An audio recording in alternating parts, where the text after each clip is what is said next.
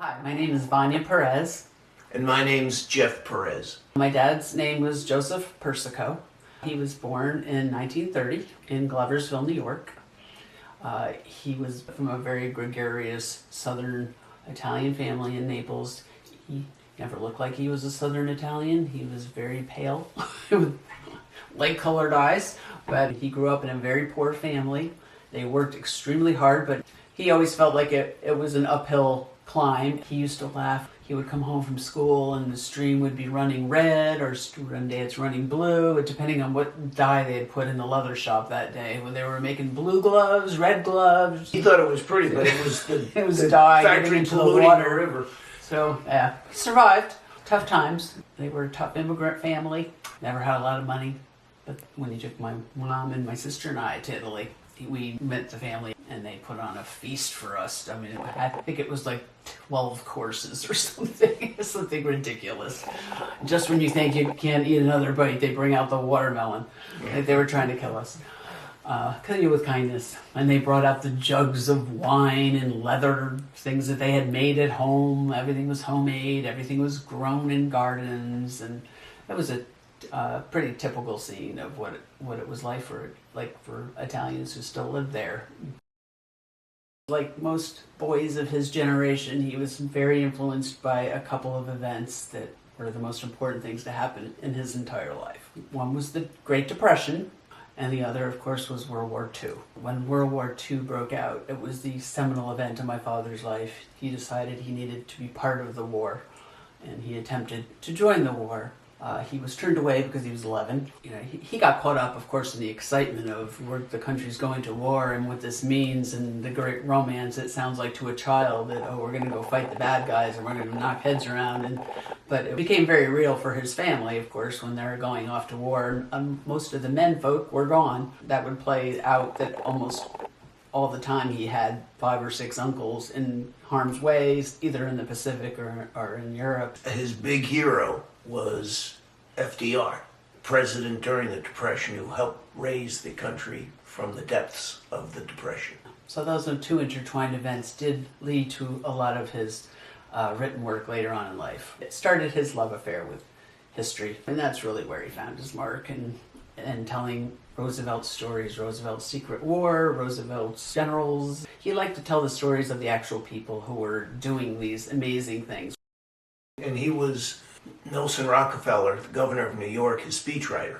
And Rockefeller became vice president, so Joe and the family moved to D.C. from upstate New York so he can be the speechwriter for the vice president. He had a very successful career in government as a speechwriter. He used to call it the patter, how to write in someone else's voice.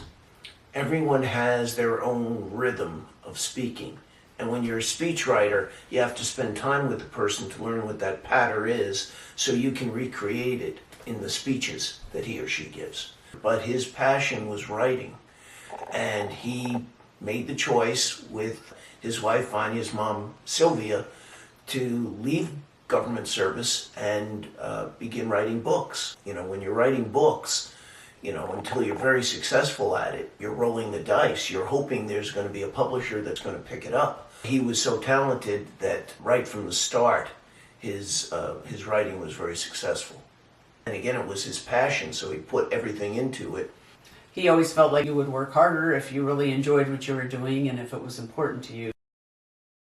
He wrote 13 books. One of them became a movie, Nuremberg, Infamy on Trial. Because he had that background, writing about government and writing about the military, he was asked to be the co-writer with General Colin Powell for his autobiography. And General Powell would say the reason why he was so impressed with Joe was because Joe was so unimpressed by the surroundings. You know, you go into the chair of the Joint Chiefs of Staff, and it's this huge office, and it's, you know, it's in the Pentagon, so it's very impressive. And Joe was Joe, you know, he didn't really care about the surroundings. He had been around that for 15 years and more.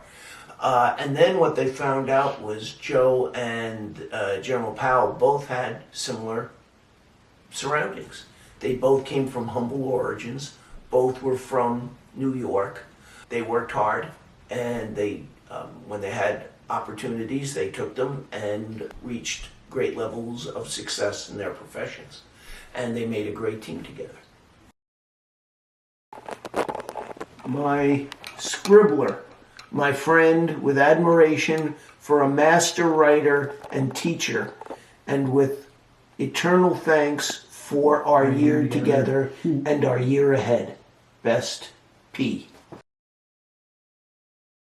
One great talent that Joe had was as an interviewer. And he had this knack for asking great questions that nobody had thought about before. He got into a cab once, and he didn't ask the cab driver who was the most famous person you had ever been in the cab with. He said, who was the funniest person who's ever been in your cab? And he said, famous comedian Zero Mostel, who was in the original movie The Producers. The cab driver just opened up and was Joe's best friend because he asked that question. He just talked about how Zero Mostel had him laughing the entire fare. Got out and he was still laughing. So he knew how to ask questions like that. And whenever I meet anybody, I always think to myself, how would Joe approach this? What kind of question would Joe ask to get the person to open up and think about an answer that they've never had to give before? He knew to be a good storyteller, you had to be a good listener. And he liked to hear people talk. He liked to hear people's stories. He wanted to hear genuinely what they had to say. And I mean, frequently, he would put you through your paces. When he'd ask you a question, it would always be, start from the beginning. Don't leave anything out. I mean, he wanted to hear your entire experience that you had. General Powell was one of the people that he did a great job on pulling information out of him. He thought somebody like the general was going to be a stiff military dude who wasn't going to give up much. He was going to be tough to get any real information out of, and he did a great job on humanizing his story. What he did was, Joe did a lot of research. When he'd have books, he'd construct the books on index cards.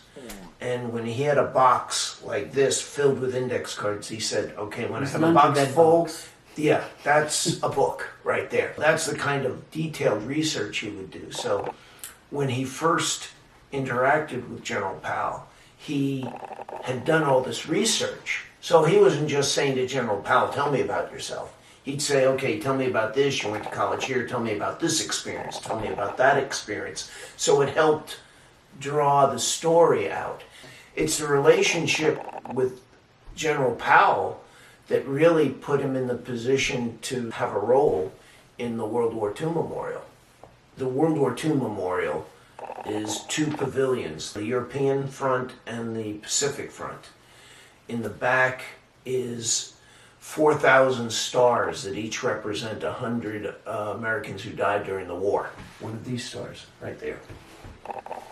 And in the front, to introduce you to the idea of the memorial, is what's called the announcement stone. And they were having trouble coming up with words that they liked. So after a while, Joe said, let me give it a crack. And he did, and they really liked his words, and they became the words that are on the announcement stone at the World War II Memorial. We had the fortune of attending the opening of the World War II Memorial in 2004, I think it was. And so our children were little at the time. I mean, Amanda was 9 and Josh was 5. But it was a really wonderful moment. While we were standing there, he called Amanda and Josh over, and he said to them, someday you'll be able to come here with your grandchildren, and you'll be able to say to them, my grandfather wrote this.